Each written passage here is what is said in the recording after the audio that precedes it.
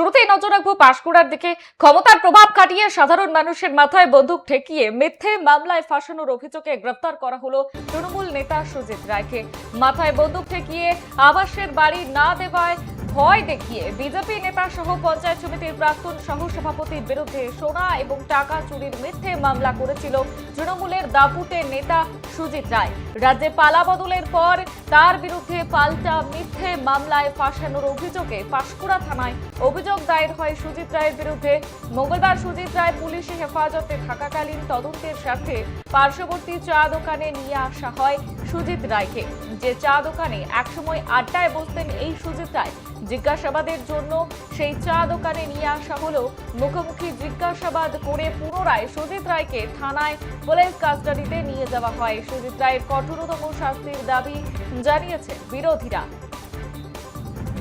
নজর রয়েছে পাঁশকুড়ার দিকে। আপনাদের জানিয়ে রাখি, ক্ষমতার প্রভাব খাটিয়ে মিথ্যা মামলার অভিযোগ।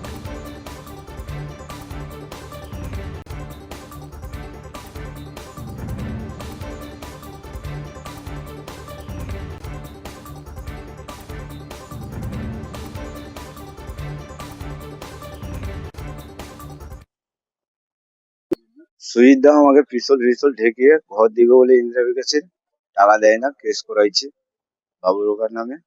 কেস তুলবো আসতে আসতে যাই যাই এনারা হুম বলতো না, আমরা কেস তুলতে আসছি।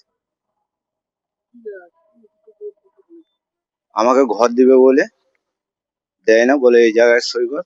দেখা গেল পরকালে বাবুর ওকার নামে কেস করেছি, 6 জনের নামে।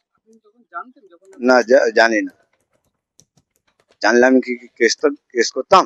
কেস করতাম না। সুজিত দা এখন পিস্তল ঠেকিয়ে করাইছে আমার, বলছে করবি না, গুলি চালাবো। এখন ভয় চাপে আমি করেছি। এখন তাহলে কি সরকার পরিবর্তন হতে কি সাহস পেয়ে এলেন নাকি? হ্যাঁ হ্যাঁ, দেখুন, সুজিত রায় মিথ্যা কেস দিয়েছিল আমার নামে এবং আমাদের এমএলএ নামে সিন্টু সেনাপতি এবং আরো কিছু লোকের নামে। যখন তৃণমূলের গভর্নমেন্ট ছিল ওতে উনি অভিযোগ করেছেন একজনকে দিয়ে, যেটা দেখলেন এনাকে কি এই লোকের শুভেন্দু বাবু এনার কাছে পাঠিয়েছে আমাদেরকে চুরি করতে। তো এই ভিত্তিকে ইনি এখন কমপ্লেন করেছে আবার উল্টো কি আমাকে ভয় দেখিয়ে সুজিত রায় আমার নামে আমাকে করতে বলেছিল।